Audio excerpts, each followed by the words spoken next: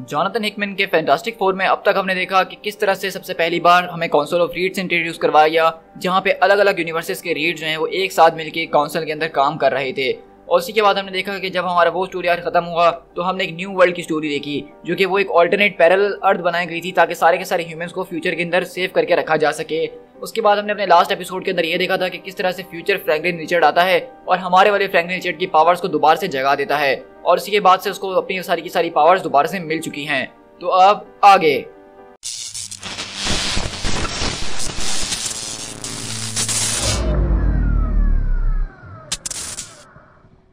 तो कहानी की शुरुआत बैक्स्टर बिल्डिंग न्यूयॉर्क सिटी से होती है, जहां पे हम देख सकते हैं कि गटर का ढक्कन खुलता है और उसके नीचे से कुछ क्रिएचर्स निकल कर आते हैं, और हम देखते हैं कि जैसे ही वो सामने से निकल कर आते हैं तो उनको एक ट्रक कुचल देता है और उनकी मौत हो जाती है। और इसमें से हम देखते हैं कि जो लोग बच चुके होते हैं वो अपने आप को संभालते हैं और सीधा बैक्स्टर बिल्डिंग के अंदर घुसना शुरू करते हैं। और इसी तरह बैक्स्टर बिल्डिंग के अंदर जैसे ही वो घुसते हैं तो वहाँ पे फैंटास्टिक फोर को उनकी बॉन्डिंग मिल जाती है। और इसी तरह हम देखते हैं कि फैंटास्टिक फोर वहाँ पे पहुंचते हैं और सूजन स्ट्रॉन्ग बोलती है कि आई थिंक तुम लोग को ज्यादा ही आगे तक पहुंच चुके हो, तो बताओ अब यहाँ पे आने का क्या मकसद है और क्या कर रहे हो।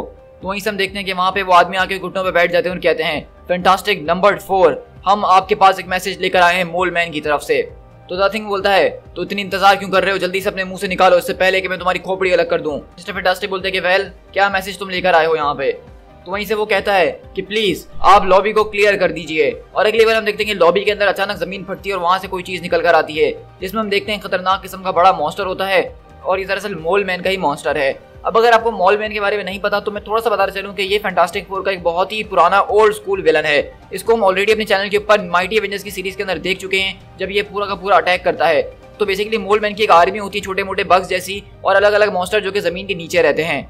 लेकिन हम देखते हैं यहीं पे मोल मैन आता और कहता है कि मेरे सबसे पुराने दुश्मन अंडरवर्ल्ड के अंदर हर तरफ केओस मच चुकी है, सब टेरियन एरियाज जो कि अभी मेरे हुआ करते थे उसके अंदर बहुत ज्यादा परेशानी आ चुकी है, और इस सबको बचाने की और सबको सुरक्षित रखने की सिर्फ एक ही उम्मीद है और वो तुम हो। उस तरह हम देखते हैं कि मिस्टर फैंटास्टिक उसको अपने लैब के अंदर लेकर आते हैं और जानना शुरू करते हैं कि आखिरकार माजरा क्या है। तो मिस्टर फैंटास्टिक बोलते हैं कि आखिरकार इसमें प्रॉब्लम क्या है, यहाँ पे कोई अलग तरह की रीडिंग मुझे देखने को नहीं मिल रही है। उसमें से हम देखते हैं कि उनका जो एक मेंबर होता है जिसकी गर्दन अलग हो चुकी होती है वो अभी भी जिंदा हो और यहाँ बोल रहा होता है, और कहता है कि आपको देख के लग ही रहा होगा कि यहाँ चीजें बिल्कुल भी नेचुरल तरीके से नहीं चल रही हैं। इस बात को मैं अश्योर कर सकता हूँ डॉक्टर रिचर्ड्स, और एक्सेशन इंजन जो है जो कि इस पूरी की पूरी अबंडेंट सिटी को पावर करता है वो भी ठीक नहीं चल रहा है। क्या आपने इससे पहले सिटी के बारे में सुना है? तो मिस्टर फैंटास्टिक बोलते हैं कि नहीं मैंने नहीं सुना। तो वहीं से मोल मैन बोलता है कि ये सिटी जो है कभी एक एक्सपेरिमेंट हब हुआ करता था, यहाँ पे एक आदमी अपने एक्सपेरिमेंट्स किया करता था जिसका नाम हर्बर्ट वेंडाम था। तो वहीं से मिस्टर फैंटास्टिक बोलते हैं वो तो द हाई एवोल्यूशनरी है।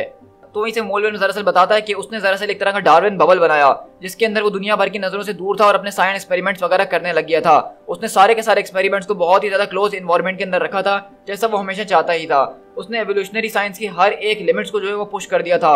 उसने एक जबरदस्त किस्म का अचीवमेंट अनलॉक करके एक नई डिस्कवरी निकाली। उसने इस पूरी की पूरी अपनी सिटी को सरफेस के ऊपर लेकर आया ताकि हर कोई उसको देख सके, लेकिन ये उस तरीके से काम नहीं करी। इंस्टेड उसकी जो रैपिड एवोल्यूशन थी वो कुछ ज्यादा ही तेज हो गई, और जो एक्सेशन इंजन था जिसके जरिए उसकी सिटी को ऊपर लेकर आया जा रहा था वो फेल हो गया, और हाई एवोल्यूशनरी और उसके जितने नए लोग थे वो सब वहां से भागने पे मजबूर हो गए।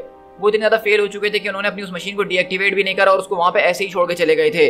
वो सिटी मेरे मोलाइट्स को बहुत टाइम के बाद जाके मिली, उन्होंने इसके बारे में डिस्कवर करा, और जैसा कि तुम जानती हो कि हम लेसर क्रिएचर्स की ये आदत है कि हम क्यूरियोसिटी के अंदर पड़ जाते हैं और हम चीजों के पीछे लग जाते हैं कि आखिरकार ये क्या चीज है। और इसके बारे में किसको पता था कि मेरे मोलॉइड्स जो हैं वो भी कभी ह्यूमन बींग्स के अंदर ट्रांसफॉर्म हो सकते हैं, वो भी उनसे मिल सकते हैं। इस बारे में हमने किसी ने भी सोचा था कि ऐसा चेंज हो सकता है।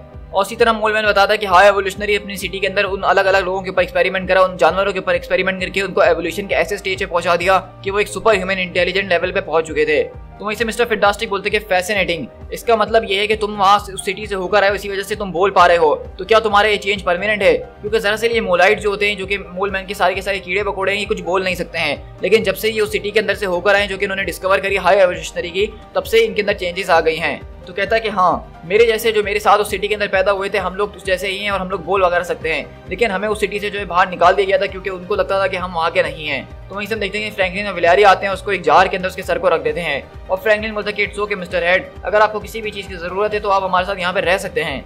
तो वहीं से हम देखते हैं कि जॉनी स्टॉर्म बोलता है कि वेल मुझे तुम्हारी सारी की सारी कहानी समझ में आ गई और मुझे भी उस आदमी से काफ़ी नफरत हो गई है, लेकिन मुझे ये समझ में नहीं आ रहा कि तुम इस सब में हमारे पास क्या करने के लिए आए हो। तो वहीं से मोल मैन बोलता है क्योंकि मेरे बेटे मैं यहाँ पे तुम लोगों के पास इसीलिए आया हूँ क्योंकि वो बहुत जल्द वो दोबारा से अपनी सिटी को रेस करने वाले हैं। और इसी तरह हम लोग यहाँ से शिफ्ट होते हैं जमीन के नीचे एक गुफा के अंदर, जहाँ पे मिस्टर फैंटास्टिक जो है मोल मैन की मदद से उस सिटी के पास जा रहे हैं उसको तलाश करने के लिए।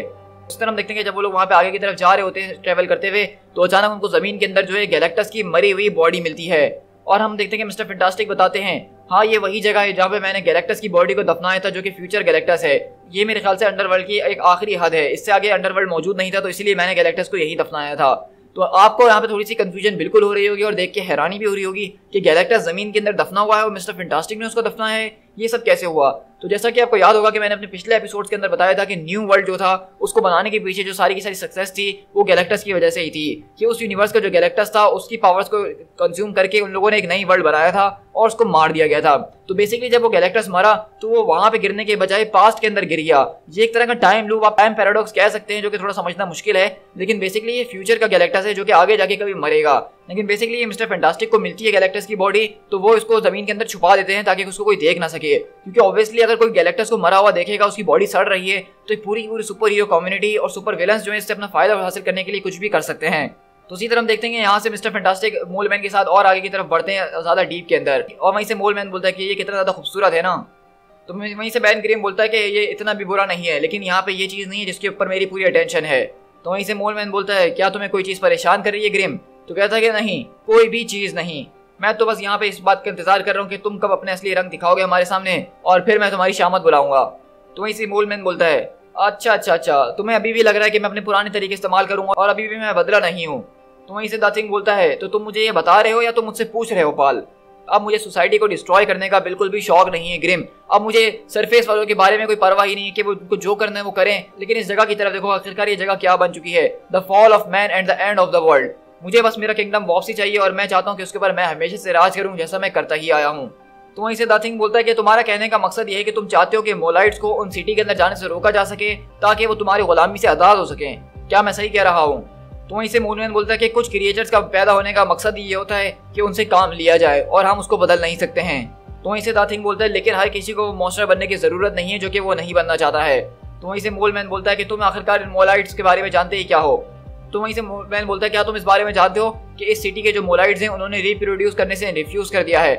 उन लोगों ने ये पहले करने की कोशिश करी थी, लेकिन उसका जो प्रोसेस था, यानी उसके नतीजे में जो बच्चे पैदा हुए थे वो कुछ अलग थे, जिनसे तुम बैक्स्टर बिल्डिंग के अंदर मिल चुके हो। वो काफी सारे इंटेलिजेंट तो थे ही, लेकिन उनकी वो खाल वो बिल्कुल पुरानी जैसी थी, वो कांस्टेंट रिमाइंडर की तरह है जो कि वो चेंज नहीं कर पा रहे थे।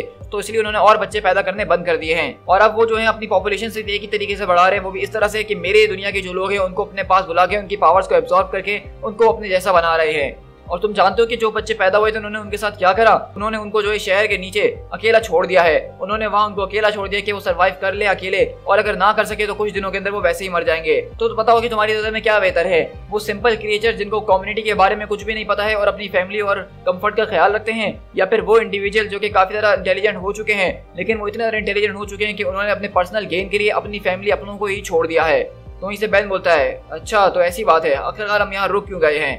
तो वहीं से वो कहते हैं कि बस हम अपने रास्ते पे पहुंच चुके हैं, इससे आगे अब कुछ भी नहीं है। तो वहीं से मोलमैन बोलता है कि नहीं, इससे आगे कुछ नहीं है, लेकिन अभी हमें इससे आगे भी जाना होगा। और इसी तरह हम देखते हैं कि बेसिकली वहाँ पे जॉनी स्टॉर्म, इनविजिबल वुमेन सब मिलके उस आगे की चट्टानों को पिघलाना शुरू करते हैं ताकि आगे जाके डिस्कवर कर सकें कि आगे क्या है।